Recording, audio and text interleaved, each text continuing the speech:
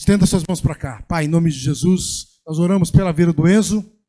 Nós declaramos, ó Pai, que o teu Espírito venha sobre ele, que ele não fale só do conhecimento humano, mas que ele se deixe ser usado pelo teu Espírito e que ele transmita humanidade para as pessoas, que a palavra que vem do coração do Senhor para o coração dele nos alcance essa noite, nós sejamos tocados em nome do Pai, do Filho e do Espírito Santo. E eu quero profetizar que essa é a primeira de muitas vezes que você vai pregar em muitos lugares onde Deus vai te levar.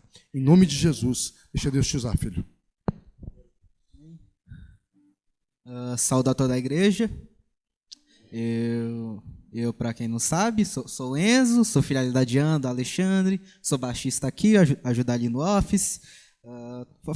Até que faço bastante coisa por aqui. E sou nascido e crescido dentro do cristianismo, muito agradecido por isso a Deus, por ter me permitido crescer no meio do povo de Deus. E hoje eu me proponho a pregar. Eu vou começar dando a nossa primeira ideia. O que seria essa ideia? A ideia, todos concordam que Deus promete que Ele vai dar liberdade para a gente, todos concordam. Porém, também é óbvio pela Bíblia que não é todo tipo de liberdade que Deus quer nos dar. Ele tem uma lei, e a lei, segundo a própria Bíblia, é para punir os injustos e para recompensar os justos. E você pune o injusto é aquele que faz o mal, e o mal é uma ação. E então tem ações más, e Deus claramente não quer que nós tenhamos liberdade para essas ações. Dito isso, eu gostaria de propor à igreja a investigar sobre alguma dessas liberdades que Deus, de jeitos que Deus manifestou a liberdade pela história. Eu vou começar com talvez o primeiro conto de liberdade pela primeira grande história da Bíblia, que é a história da escravidão no Egito. Êxodo 23. Êxodo 20, versículo 3.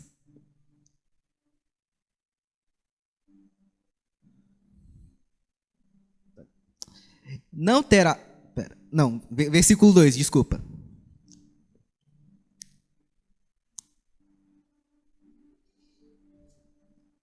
Eu sou o Senhor teu Deus que te tirou do Egito, da terra da escravidão.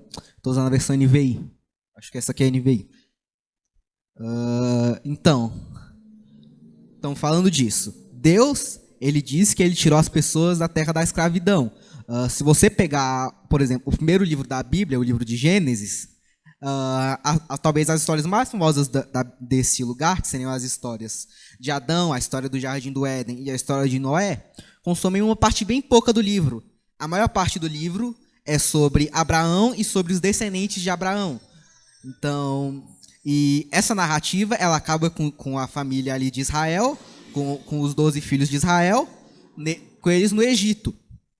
E todo o resto do Pentateuco, todo o resto desses 5 primeiros livros, todo o resto dos livros de Moisés, vão contar toda a história deles sendo escravos no Egito até eles serem livres e terem a própria terra deles de novo.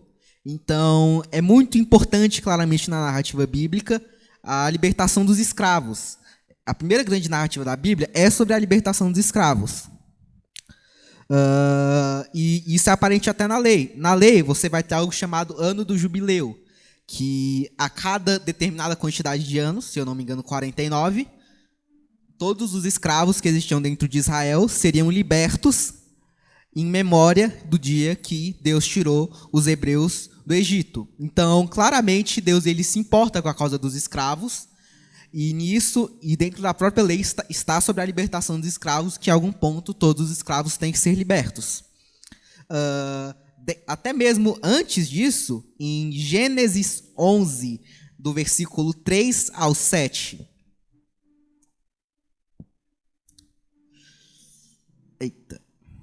Gênesis 11, versículo 3 ao 7. Vou ler aqui que está anotado. Vou ler aqui que está anotado, que fica mais fácil para mim. Aí, no caso, a anotação que eu fiz no meu celular está na versão NAA. Então, Gênesis 11, 3 ao 7. E disseram uns aos outros: venham, vamos fazer tijolos e queimá-los bem. Os tijolos lhes servirão de pedra e o betume de argamassa. Disseram: venham, vamos construir uma cidade e uma torre cujo topo chegue até os céus e tornemos célebre o nosso nome, para que não sejamos espalhados por toda a terra. Então o Senhor desceu para ver a cidade e a torre que os filhos do homem estavam construindo. E o Senhor disse: eis que o povo é um, e todos têm a mesma língua. Isto é apenas o começo. Agora não haverá restrição para tudo o que planejam fazer. Venham, vamos descer e confundir a língua que eles falam, para que um não entenda o que o outro está dizendo. Por que essa passagem em relação à escravidão? Esse é um significado desse texto que nós acabamos perdendo, mas para quem estivesse lendo na época, estaria muito óbvio, porque aqui está escrito que essa torre ela era feita de tijolos queimados. E qual era o trabalho dos hebreus no Egito? Era fazer tijolos queimados. Então, para um hebreu, lendo na época da escritura do livro, estaria muito claro que, além de ter tentado ser maior que Deus, o pecado do orgulho, o grande pecado da Torre de Babel foi ter feito tijolos com escravos. Isso ficaria muito evidente para quem estivesse lendo o texto, e também oprimindo esses escravos. E agora, falando sobre os escravos, eu gostaria de dar um exemplo histórico, que é de que, na história, os cristãos foram muito importantes para acabar com a escravidão dentro da, talvez, a pior mácula na história da humanidade, que é o tráfico de negros nas Américas. Os cristãos, os protestantes, foram muito importantes na libertação. A primeira grande sociedade abolicionista nos Estados Unidos era uma sociedade Quaker. Os Quakers, para quem não sabe, são aquela comunidade de cristãos dos Estados Unidos, que eles vivem isolados, e eles vivem como se eles estivessem no passado ainda. Então eles não usam luz elétrica, eles não usam carros, eles só usam... Então eles ainda constroem celeiros à mão, eles fazem todo esse tipo de coisa. E a primeira grande sociedade abolicionista dos Estados Unidos, não vou lembrar o nome agora, mas acho que era Quaker Free Society, ela era uma sociedade cristã, era uma sociedade de Quakers. Dois dos maiores pregadores dessa época, Charles Spurgeon, ele diz sobre a escravidão: é a mancha mais suja que talvez tenha de ser lavada com sangue. Já John Wesley, um dos fundadores da Igreja Metodista e um dos mais importantes pregadores e avivalistas de todos os tempos, referiu-se à escravidão como a pior das vilanias. Continuando nisso, Deus também dá liberdade aos oprimidos. O oprimido ele não é necessariamente um escravo. O escravo é oprimido, mas nem todo oprimido é escravo. Evidentemente, na sociedade, algumas das pessoas mais oprimidas são as pessoas menos afortunadas, as pessoas mais pobres. E sobre isso, Jesus diz em João 12:8: porque os pobres estão sempre com vocês, mas a mim vocês nem sempre terão. Então, nisso, Jesus ele está dizendo que seria parte da comunidade cristã, parte da igreja que ele estabeleceria, que ela estaria sempre junto aos pobres, junto a essas pessoas oprimidas, ajudando elas a ter liberdade. Já em João 8, do 10 ao 11, na famosa história de Jesus e a prostituta queria ser apedrejada, Jesus fala: e endireitando-se Jesus, e não vendo ninguém mais do que a mulher, disse-lhe: mulher, onde estão aqueles teus acusadores? Ninguém te condenou. E ela disse: ninguém, Senhor. E disse-lhe Jesus: nem eu também te condeno. Vai-te e não peques mais. Então, nesse momento, você tem uma pessoa que é mal vista pela sociedade, você tem uma pessoa que era para ser apedrejada segundo a lei daquela sociedade, e Jesus vai, e por meio, na história, ele diz: aquele que não tem pecado que atire a primeira pedra. Por meio disso, ele liberta aquela mulher que era mal vista na sociedade da morte. Por exemplo, e nisso a gente continua, onde Deus ele claramente tem algo contra as pessoas que oprimem. E em Tiago 5:4, eis que o salário dos trabalhadores que fizeram a colheita dos campos e que foi retido com fraude está clamando, e o clamor dos que fizeram a colheita chegou ao ouvido do Senhor dos Exércitos. Então, essas pessoas que elas estão sendo oprimidas, elas estão sendo, o salário, o que é digno delas, está sendo mantido à força por meio delas. Deus, ele claramente traz condenação, ele ordena condenação, ele profetiza condenação sobre a vida dessas pessoas que estão cometendo essa injustiça, que estão oprimindo essas pessoas. Outro exemplo disso, em Gálatas 3:28. assim, seria como na igreja primitiva, na primeira igreja, as pessoas eram muito iguais. Então então os pobres, os ricos, as mulheres, os gregos, os judeus, todos conviviam em igualdade.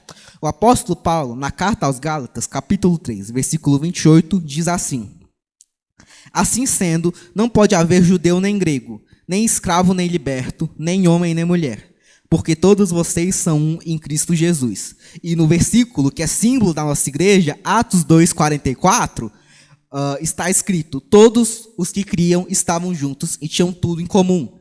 Então, na versão mais pura do que a gente teve da comunidade da igreja, na versão mais pura da comunidade dos santos, as pessoas elas não eram vistas como os desiguais. Você não tinha as pessoas sendo postas como uma menor, outra maior, uma oprimindo a outra. Não, mas todos conviviam em igualdade, todos se viam como parte do mesmo corpo de Cristo, uma tão importante quanto a outra. Agora, talvez indo para um tema mais alegre, Deus, por meio de Jesus, ele nos dá a liberdade de culto. Em Lucas 23:45 está escrito assim: e o véu do santuário se rasgou pelo meio. O que o rasgar do véu significa? Minha mãe fala muito do rasgar do véu, e o que isso significa para a gente? O véu era por onde ficava a Arca da Aliança e o propiciatório. Então, era ali o lugar onde se tinha acesso a Deus. Era o único lugar onde a presença de Deus estava. E com o rasgar do véu, aquele lugar que antes estava coberto, que antes só era de acesso ao sumo sacerdote, só era de acesso aos reis, aos que vinham da linha de Arão, esse lugar agora, ele está aberto a todos. A presença de Deus, todos nós podemos procurar a presença de Deus. Eu, você, todos nós podemos, sozinhos, procurar a presença de Deus, sem mais necessidade de um sacerdote, sem mais necessidade de um objeto sagrado, para que procuramos a presença. Já em Atos 10, no capítulo 10 de Atos, que eu não vou ler inteiro, nesse capítulo, Pedro, ele é chamado à casa de um centurião romano chamado Cornélio. Entre muitas coisas nesse capítulo, Deus ele fala para Pedro e para os apóstolos começarem a levar o evangelho para os gentios, para as pessoas que não eram judias. Essas pessoas que antes que não podiam acessar a Deus, que não podiam ser parte da comunidade dos santos, ou que tinham que passar por um processo de conversão muito longo, muito difícil, agora elas tinham acesso livre a fazer parte dessa comunidade, a estar perto de Deus. Então Deus ele também nos dá a liberdade de culto quando ele abre as portas, quando ele abre o santuário para pessoas que estão de fora da comunidade dos judeus. E o acesso a Deus, esse acesso que Deus nos dá, ele me leva ao meu último ponto, que é de que, por meio da obra gloriosa do Cristo, nós temos liberdade do pecado, e sendo livre dos pecados, nós podemos ter finalmente alegria, nós finalmente podemos nos alegrar totalmente e ter uma alegria completa. Primeiramente, nós temos que entender que nós temos a mancha do pecado. Está escrito assim na carta aos Romanos, capítulo 5, versículo 12.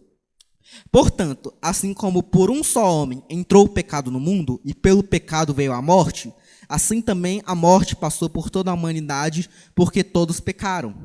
Então, todos nós estamos presos à morte por meio do pecado, nós não podemos não escolher não pecar, todos nós acabamos pecando, então nós somos escravos disso. Mas olha que maravilhoso, também na carta aos Romanos, capítulo 12, versículo 1 ao 3, está escrito: e não vivam conforme os padrões deste mundo, mas deixem que Deus os transforme pela renovação da mente, para que possa experimentar qual é boa, agradável e perfeita vontade de Deus.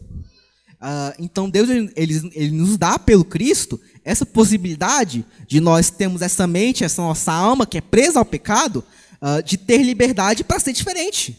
De ter liberdade para ser como Cristo, que foi o único homem que foi diferente, foi o único homem que não pecou. Nós podemos ter a nossa mente como dele, agora nós temos liberdade, agora nós temos outra opção.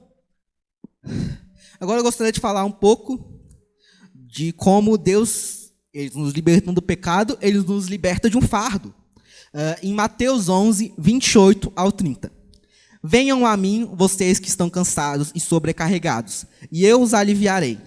Tomem sobre você o meu jugo e aprendam de mim, porque eu sou manso e humilde de coração, e vocês acharão descanso para a sua alma, porque meu jugo é suave e meu fardo é leve. Falando disso, eu gostaria de falar de uma história muito conhecida, a história O Peregrino, de John Bunyan. Nessa história, o personagem principal, o cristão, ele é primeiro convencido do pecado, e sendo convencido do pecado, ele foge da cidade da destruição em rumo a Sião, mas nisso ele carrega um fardo, uma mochila muito pesada. Na capa do livro que eu tenho, ele está carregando uma mochila gigante. E ele sofre por causa disso, e nada conseguia remover esse fardo dele. Ele tentou de tudo para tirar aquele peso das costas dele, esse peso do pecado, que agora ele sabia que ele pecava, e ele tinha esse peso, e ele tentava de tudo, mas nada ele conseguia. O que remove esse fardo? Quando chega a um ponto da jornada, num lugar onde ele vê várias coisas sobre a graça de Deus, sobre a glória, sobre a salvação, ele chega a um lugar onde ele vê uma cruz e uma pedra rolada. E no lugar, e simplesmente ao ver isso, o fardo que estava sobre as costas dele cai, e depois vem seres celestiais e dão roupas novas a ele. Ele que já havia peregrinado e que agora ele vai ter roupas novas, ele vai poder prosseguir melhor com a viagem.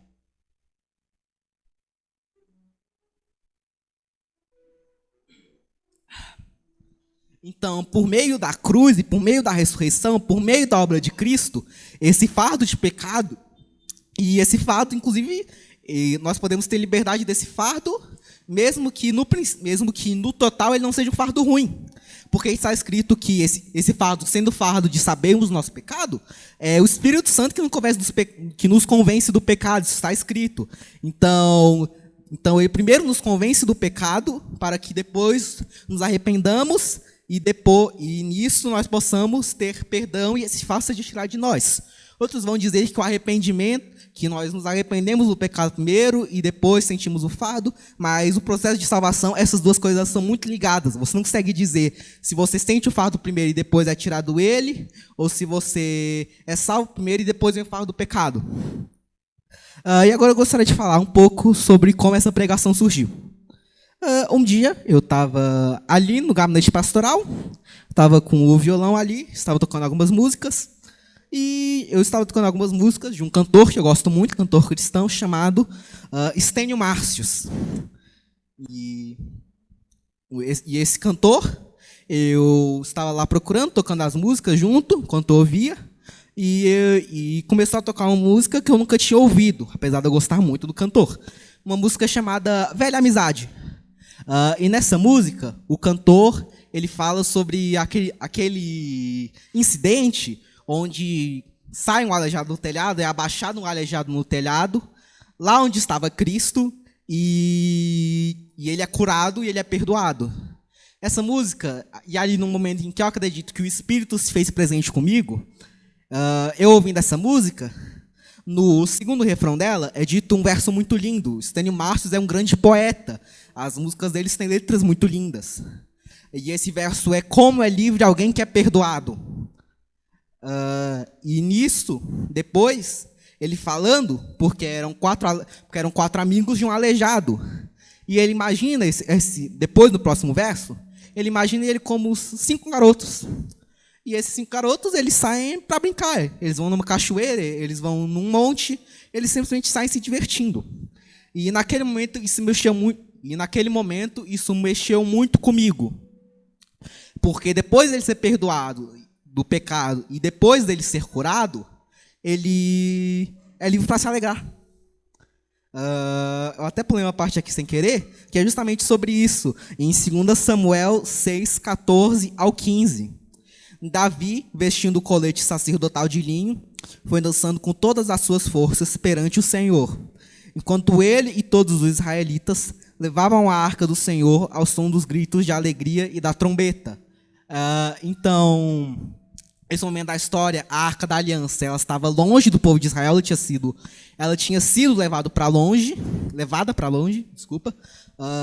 e quando ela volta a Jerusalém, quando ela volta ao devido lugar, o rei Davi e toda a congregação de Israel, tendo ali a arca, que era o sinal da aliança, e o sinal da presença de Deus no lugar, eles começam a se alegrar. Eles estando na presença de Deus, eles voltando até a presença de Deus, eles se sentem livres para se alegrar, para dançar, para se alegrar de toda forma quanto é santo, obviamente. E agora vai tocar essa música do qual eu falei, pode soltar aí e terminar. E primeiro eu vou fazer uma oração, aí depois a gente vai soltar a música. Senhor Deus Todo-Poderoso, eu te agradeço pela oportunidade que o Senhor me deu de levar o teu evangelho à tua santa igreja hoje, Pai. Eu peço que primeiro essa mensagem chegue ao meu coração, pois o pregador, ele primeiro prega a sua mensagem a si mesmo. E nisso, eu peço que isso também chegue ao coração, se isso for verdade, que isso chegue ao coração da congregação, e que nisso nós possamos ter nossa mente mudada pela mente de Cristo e que possamos, nessa santidade, nessa liberdade do pecado, esperar pela cidade santa da Nova Jerusalém, mas enquanto isso não chega, que possamos nos alegrar em Deus. Amém.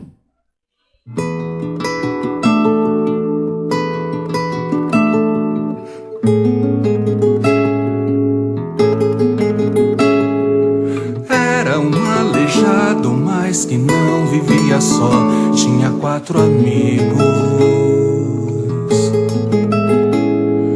4 corações repletos de bondade e fé, esperança à vista. 4 cordas, cada uma numa ponta de uma cama, um buraco aberto no telhado. Muita sincronia, equilíbrio e pontaria. 4 homens que não sabem o que é desistir, duvidar. Desce aquela cama bem no meio do lugar onde estava Cristo. O que é mais difícil, quem irá me responder? Perdoar ou curar? Sai andando aleijado, carregando o seu leito. Como é livre alguém que é perdoado. No telhado 4 homens abraçados, lágrimas e risos. Me responda o que é difícil pra Deus operar. Olha os 5 amigos até parecem com os guris do lugar. Sobe na figueira, pula ribanceira, banho de cachoeira, pó, lama e poeira. Travessuras 1000 pra fazer, como foi há tempos atrás. Chega de sofrer, chega de lembrar, bobo é quem por último chegar.